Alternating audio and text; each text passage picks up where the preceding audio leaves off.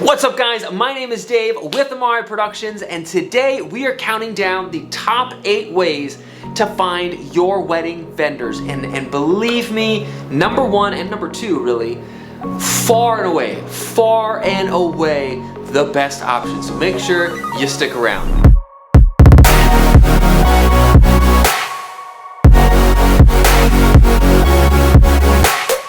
I don't think we've ever done a countdown video on this channel before, but I'm really excited for this one. Specifically, this topic. I think it's a topic that really should be talked about more. I don't want to sound dire here, but I really do want to. I've said really 15 times in the first 3 sentences of this video. I'm off to a hot start. I want to set the stakes. I have been to weddings where there is a vendor there who is not what the bride and groom were expecting. They might be being extra pushy with the couple or snapping.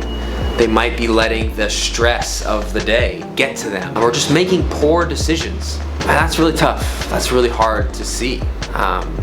Obviously, if we see something like that, like we're gonna go out of our way, and all your rest of your vendors are gonna go out of your way to support you and to help mitigate that. I wish I could just tell every couple that's booking vendors for their wedding day to do these things and to not do some of these things. Let's just jump right in with number 8, and that is ads. Now, with all of these options, none of them are disqualifying. So if you find somebody on an Instagram ad, on a promoted post, and you really like their work, they shouldn't be disqualified from being your wedding vendor.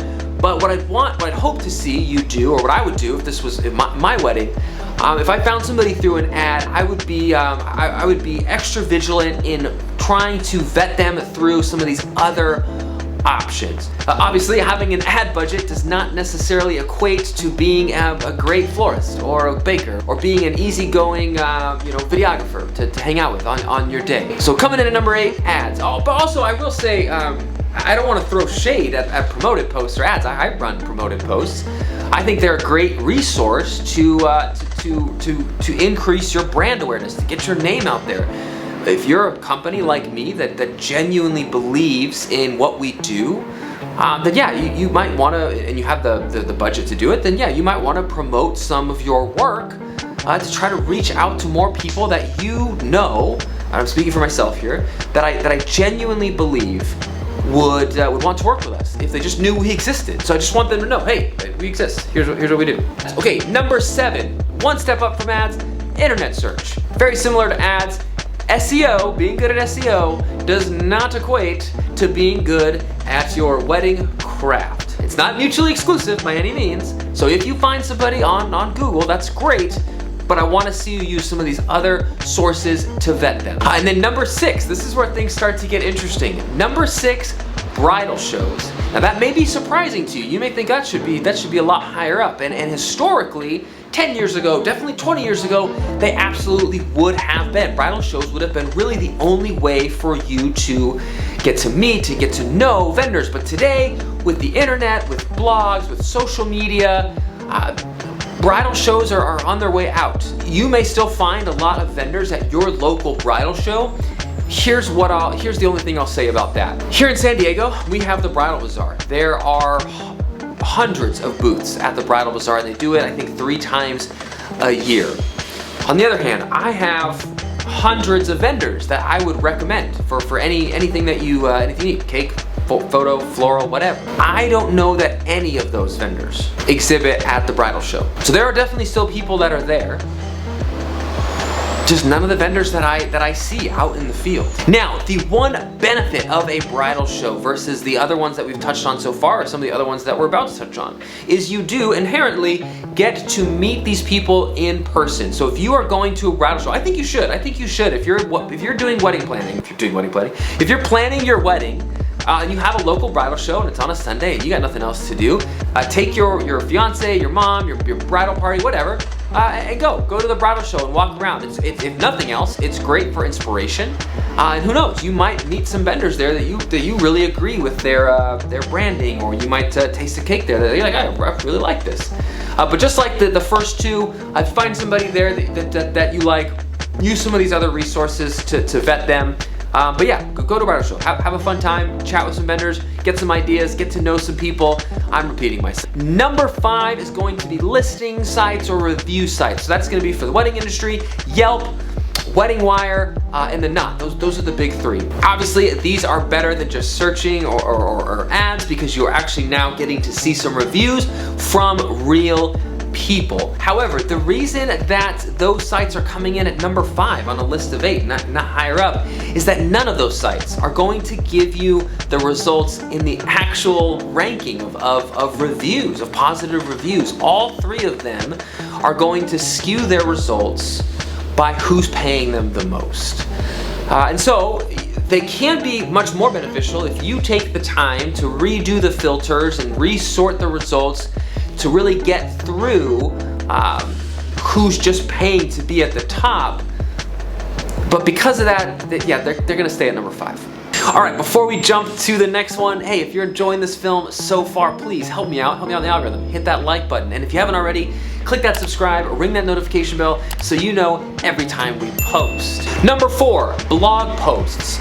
This is also, like bridal shows, something that historically would have been higher up on the list, but more recently is starting to fade as social media becomes more and more of an avenue for finding vendors and finding work that you really like. But blog posts are still a great place and better than Yelp, WeddingWire, or the Knot, and here's why. On Yelp, on the WeddingWire, on the Knot, anybody can get on there.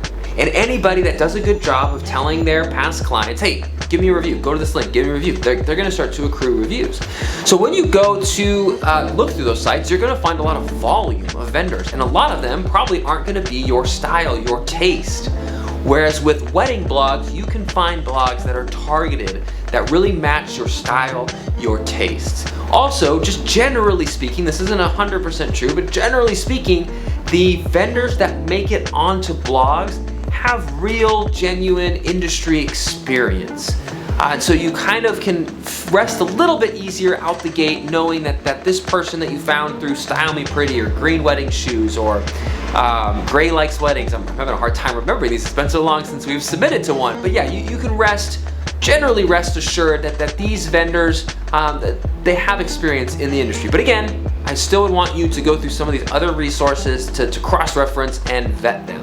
Number 3, social media. Yeah, this recently overtook blog posts, I would say, for the 3rd spot. The benefit of social media over some of these other avenues is it is linked to your social circle. So you can find vendors that you can see right there on their profile. Oh, so-and-so follows them. That gives you avenues to potentially check and get some word of mouth references for some of these vendors. You also have the benefit of being able to follow along with these vendors through their daily lives, get a feel for their personality and who they are beyond just their portfolio or their website. Speaking of social media, follow us on Instagram, Amari Productions, and on TikTok, where we're having a lot of fun and continually going viral for some reason. Also, Amari Productions. Okay, so that was 3 through 8. Those were the first 6.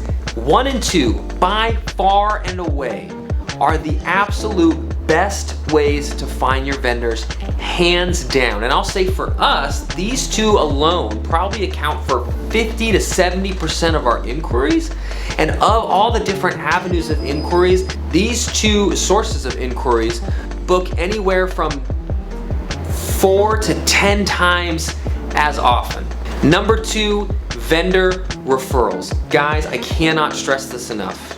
Whatever vendors you have booked already, ask them who they would recommend. Here's why. We do this week in and week out. We see photo booths every week. We see cakes every week. So just making a good cake, just having a good photo booth is not enough to wow us.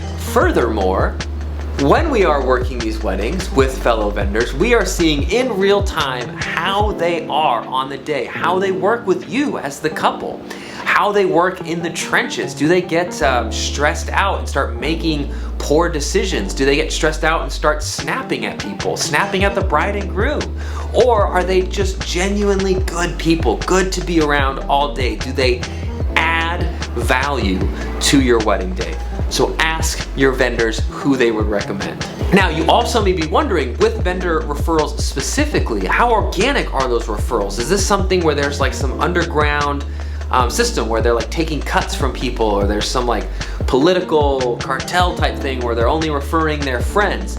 What I can tell you, obviously I can't speak for every vendor, but what I can tell you from my experiences is no, that doesn't happen. There absolutely are maybe 1 out of 100 vendors that I've come across have tried to do a finder's fee or something like that, but in our industry that's frowned upon.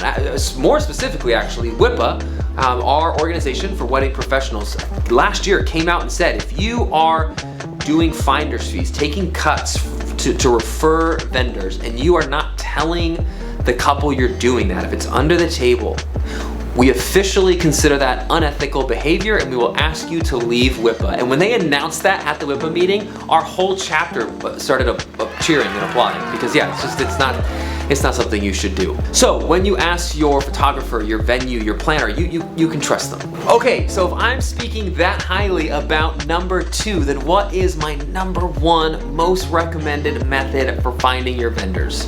Easy, past clients. Ask your family, your friends, anyone you know that has got married in the last 5 to 10 years. Ask them, how did they like, who do they use for XYZ, and how did they like them? Now there's one big downside to this. It's a very binary thing. It's either like I like my florist or I didn't. Either yes, use them, or don't. And they only have one florist to give you, the one that they use, or one videographer to give you. So still partner this with asking your vendors, or with poking around on social media, but yeah, number 1, the most trusted source should absolutely be anyone in your circle that you know that has recently gotten married. Thanks so much for watching today, guys. My name is Dave with Amari Productions, and I'll see you next time.